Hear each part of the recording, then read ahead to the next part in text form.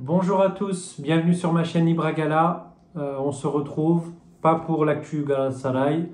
Je disais que c'est essentiellement une chaîne dédiée pour Galatasaray, mais aussi pour le foot européen.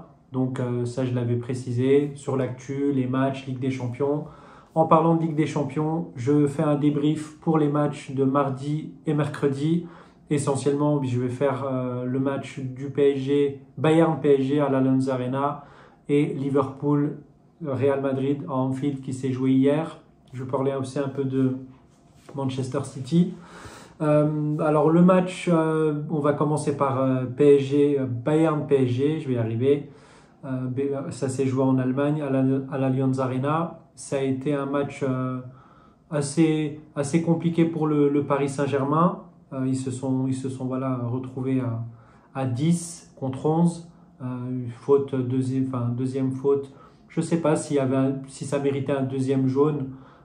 Mais le premier jaune, beaucoup se posaient la question. En fait, c'est suite à une contestation de Ousmane Dembélé sur l'arbitre. Et après, un tacle assez virulent. Pas trop méchant non plus, mais bon. Voilà, pour moi, c'est un deuxième jaune un peu injuste. Mais c'est pas à cause de ça que le Paris Saint-Germain a perdu. Clairement, parce que pour moi, c'était un Bayern Munich prenable. Franchement, le Bayern, ils étaient prenables.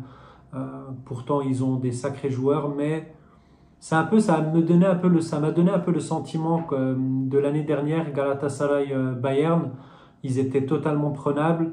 Nous, on les avait vraiment pris à la gorge, on leur avait fait énormément de mal. Je me rappelle, on avait raté beaucoup d'occasions et après, ils nous ont punis. C'était un peu comme ça pour le Paris Saint-Germain. Il y avait la place, il y avait des choses à faire, mais le Bayern a gagné, a raté aussi des occasions. Mais le Paris Saint-Germain peut nourrir des regrets, mais je pense que le souci de Paris, il n'est pas là en fait, il est plus profond. C'est ce que je disais hier à mes amis parisiens, à mes connaissances. En fait, le Paris Saint-Germain est passé de tout à rien. Euh, je m'explique quand je dis ça. Il y a l'année dernière ou il y a 2 ans, devant, tu avais Messi, Neymar, Mbappé. Maintenant, ton attaque, c'est Kolo Muani, Ramos. C'est pas cohérent. Bien sûr que moi je suis d'accord avec cette politique. Avoir trop de stars, c'est pas une bonne chose. Je suis totalement d'accord avec ça parce que l'équilibre n'est pas bon. C'est bien de faire ça quand tu joues à la console, à EA, FC25. Tu te fais une carrière, tu mets que des joueurs offensifs ou quand tu joues à Ultimate Team, mais tu joues pas comme dans la vraie vie. Messi, Neymar, Mbappé, c'est trop. Il n'y a pas d'équilibre. C'est beau sur le papier, mais c'est pas cohérent. Donc on l'a vu aussi hein, avec les Galacticos il y a plusieurs années de ça, et c'était encore plus fou. Bon, ils avaient fait des belles choses, mais ça a été vite compliqué. Où l'époque, il y avait Zidane, Raoul, Ronaldo, Figo, Beckham, Roberto Carlos, c'était une folie. Franchement, quand tu les prenais à la console, c'était fort. Mais là, voilà, dans le football actuel maintenant, avoir trop de stars, c'est pas bon. Et le PSG a confondu ça, a eu cette politique avec Luis Enrique, c'est-à-dire d'enlever toutes ces stars. On veut plus de stars, mais on a des joueurs moyens, bons, intéressants, des jeunes, Zahir Emery. Bon, après, voilà, Zahir Emery, Warren Zahir Emery, il est très très critiqué. Voilà, ça dit qu'il n'y a pas le niveau de Ligue des Champions. Pour moi, voilà, c'est un jeune, il faut le laisser progresser. Zahir Emery, pour moi, c'est un bon joueur qui a de l'avenir devant lui. C'est trop facile en fait de taper sur les jeunes. Faut pas. Moi, je suis pas supporter du Paris Saint-Germain. J'analyse juste un peu les équipes européennes et je parle du foot européen. Mais voilà, pareil. Maintenant, on met toute la pression sur Barcola. Il doit tout faire, comme Mbappé, Messi et Neymar à l'époque du Paris Saint-Germain, quand ils étaient les trois alignés. Là, tu pouvais attendre quelque chose de ce trio, mais là, tu mets pas toute la pression sur Barcola. Pour moi, c'est pas justifié et c'est pas bon pour lui non plus. Donc, il faut que le PSG soit cohérent dans son projet.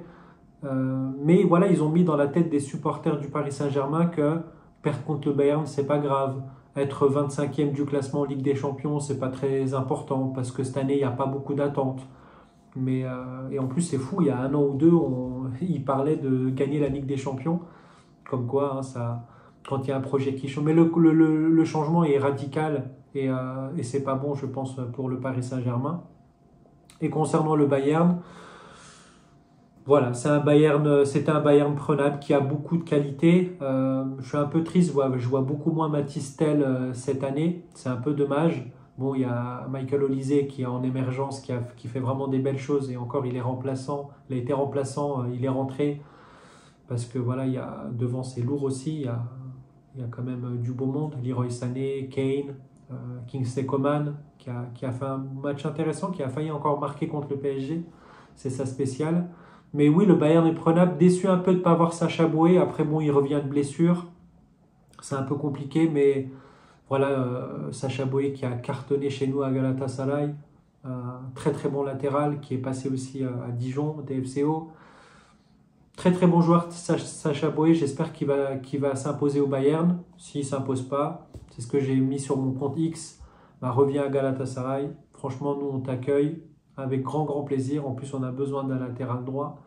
Donc voilà, concernant le match Bayern-PSG, le Bayern a totalement mérité de gagner, mais le PSG, ils se sont donnés, ils étaient à fond, mais en fait c'est triste à dire, ils se sont battus avec leurs armes. Et l'équipe, elle n'est pas fofolle, quoi. Et l'entraîneur, et Luis Enrique qui est à fond. Il a fait la même chose avec l'Espagne, jouer avec un faux neuf. Et on a vu l'élimination, ils ont été éliminés contre le Maroc en Coupe du Monde, au Qatar. Donc pour moi, voilà, Luis Enrique, le projet faux neuf, c'est pas fou. Et puis même le projet on veut pas de star, pour moi, c'est pas une bonne chose. Même pour les supporters, même pour la hype des gens, c'est pas bon. Je vais parler aussi vite fait de City Feyenoord. City qui est malade, clairement. Ça fait plusieurs matchs qu'ils ne gagnent plus.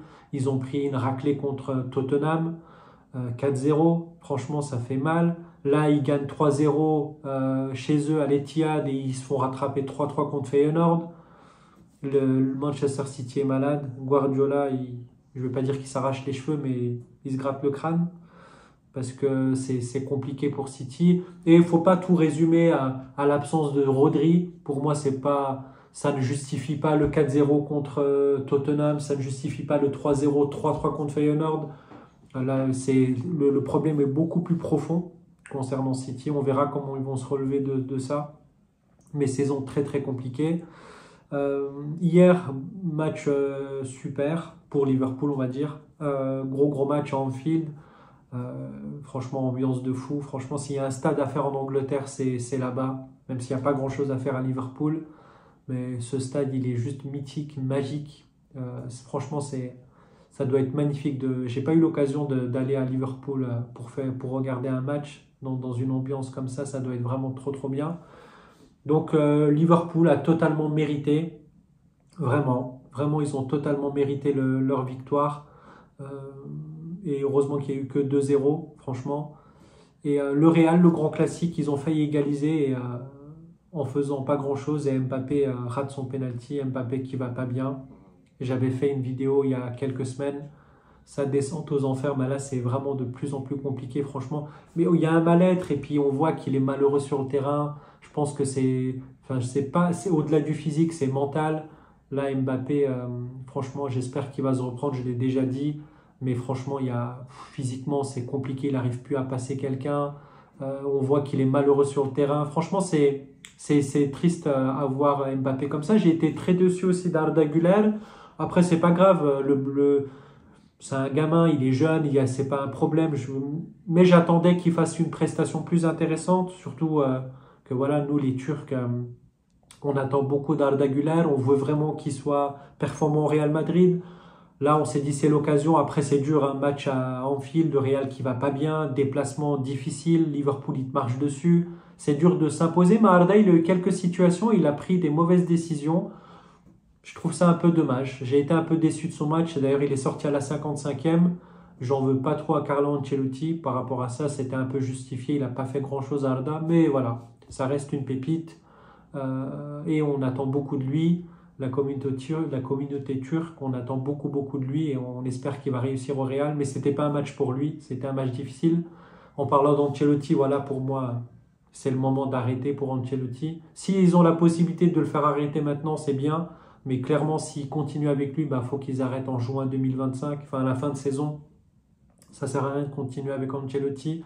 Pour moi, là, il y a une cassure, là, c'est trop. Et voilà, je sais qu'il est en contrat jusqu'en 2026, mais ouais, faut pas forcer. Pour moi, il devrait arrêter en juin, ou bien si Pérez décide de faire une réunion. Là, je sais qu'il y a une réunion de crise au Real. Parce qu'en plus, sa conférence de presse, l'après-match est catastrophique. Il arrive à dire qu'ils font un bon match. Franchement, pour un entraîneur qui a gagné 5 Champions League, plein de Ligas, il a fait des grandes choses au Real Madrid. Ne dis pas à tes supporters que tu t'as fait un bon match. Franchement, c'est ridicule. Mais bon, ouais, match très très compliqué pour le Real. Après, ils ont beaucoup de blessés. Vinicius, c'était un match pour Vinicius. C'est ce que je disais hier. C'était un match pour lui, mais malheureusement, il est blessé 3 semaines. Donc la seule satisfaction pour le Real, j'ai envie de dire que c'est Raúl Asensio, des jeunes défenseurs. Il a fait une belle prestation. C'est un joueur d'avenir. Ça peut être pas mal pour le Real Madrid, mais sinon compliqué pour le Real. Et Liverpool fait un bon match. C'est Liverpool, c'est dur d'aller jouer à Anfield. En plus, ils sont en forme cette année. Ils mettent 8 points d'avance à Manchester City en Première Ligue. En Ligue des Champions, ils cartonnent. Peut-être un prétendant à la Ligue des Champions, mais faut voir. Parce que là, c'est fou parce qu'il y a deux grosses équipes, les plus grandes équipes européennes de ces dernières années, elles sont malades. C'est City et le Real Madrid. Les deux, il y a une place à prendre pour Liverpool, pour un autre club européen en Ligue des Champions cette année. Mais attention, c'est plein de paramètres. Alors oui, on arrive au mois de décembre, mais ça va très très vite le foot. City et Real, ils peuvent se réveiller et puis février-mars, ils vont cartonner et peut-être aller chercher la Ligue des Champions. City va aussi retrouver Rodri peut-être en février-mars. Donc tout n'est pas fini. Ce serait une conclusion hâtive de dire que City et Real sont hors jeu par rapport à la Ligue des Champions. Ça va pas être le cas. Je pense qu'ils vont répondre présent et faut voir. De toute façon, les grosses équipes, faut les juger en février-mars. C'est là qui commencent à prendre le rythme, même si voilà, là ils commencent très très mal. On verra comment ça se passe. Mais oui, clairement, Liverpool pour moi c'est un prétendant. Très très belle équipe. Franchement, et puis Mo Salah qui est en feu, qui a pas fait un gros match.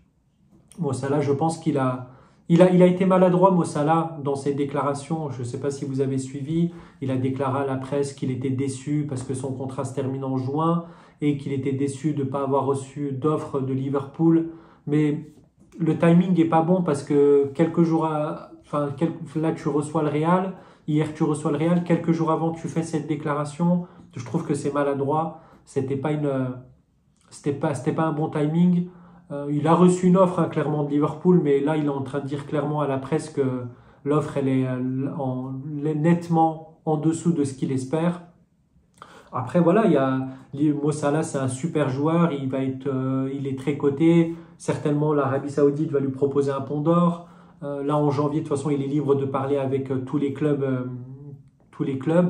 Donc faut voir. Est-ce qu'il va rester à Liverpool? Est-ce qu'il va prendre une Champions League et puis la Première Ligue à Liverpool et arrêter et aller en Arabie Saoudite ou dans un autre club? Je ne sais pas. Première Ligue, je ne sais pas s'il va rester en Première Ligue, même si ce n'est pas à Liverpool, je ne suis pas sûr de ça. Mais on verra. En tout cas, belle équipe Liverpool. Et ouais, déçu un peu de Mo Salah. Mais sinon, voilà, des beaux matchs européens. Je ne dirais pas qu'ils ont tenu toutes leurs promesses, mais c'était quand même des beaux matchs. C'était pas un match de foufou. Je pensais vraiment que Liverpool-Real, ça allait éclater dans tous les sens. Je m'attendais à peut-être un 4-2, 4-3, 3-2 pour le Real. Même si le Real n'est pas en forme, ils ont l'habitude des gros matchs européens et de subir. Et après, d'ailleurs, ils ont failli. Ils ont subi, et puis ils ont penalty. Mbappé le rate. Sinon, ça aurait peut-être changé la donne. Mais c'était quand même des beaux matchs, des matchs intéressants. Puis quand même, City Feyenoord, j'en ai parlé, 3-0, 3-3, remontada de ouf de Feyenoord. Franchement, puis le petit joueur algérien, là, très intéressant. J'ai oublié son nom, mais très intéressant à voir. à suivre ce joueur aussi. Je regarde les joueurs comme ça, jeunes, qui ont de l'avenir pour Galatasaray. J'aime bien regarder, les suivre. Ça peut être intéressant pour nous. Bref, on verra, on n'en est pas là. On n'est pas encore au mercato hivernal. Donc ça arrive bientôt, mais on n'en est pas là. Et puis donc on se retrouve ce soir pour le débrief du match AZ Alkmaar Galatasaray. J'espère vous retrouver avec le sourire et puis une belle victoire de notre côté. Mais voilà, match à 18h45, on verra bien. En tout cas, voilà pour le débrief des matchs européens de Ligue des Champions, mardi, mercredi. On se retrouve ce soir. En attendant, bonne journée, à une prochaine et prenez soin de vous. Bye.